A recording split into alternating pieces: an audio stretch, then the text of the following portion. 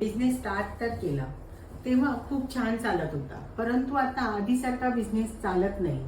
मग काय करायचं? त्यासाठी आपल्याला डोकं शांत ठेवून पुढील काही गोष्टींचा वापर करायचा आहे. पहिली गोष्ट म्हणजे आपल्याला आपला बिझनेस प्लॅन रिव्ह्यू करायला पाहिजे. त्यानंतर कॉस्ट मॅनेजमेंट वरती लक्ष द्यायला पाहिजे. अनावश्यक खर्च टाळून वाचवलेल्या पैशातून नवीन मार्केटिंग वरती आणि नवीन प्रोडक्ट वरती खर्च करायला पाहिजे. तिसरी गोष्ट, नवीन नवीन संधींचा वापर करायला पाहिजे. नवीन नवीन मार्केट शोधायला पाहिजे. नवीन कस्टमरला टार्गेट करायला पाहिजे. चौथी आणि महत्वाची गोष्ट, मार्केटिंग वरती खर्च करायला पाहिजे. Digital marketing, social media marketing यासारख्या मार्केटिंगचा जास्तीत जास्त वापर करायला पाहिजे.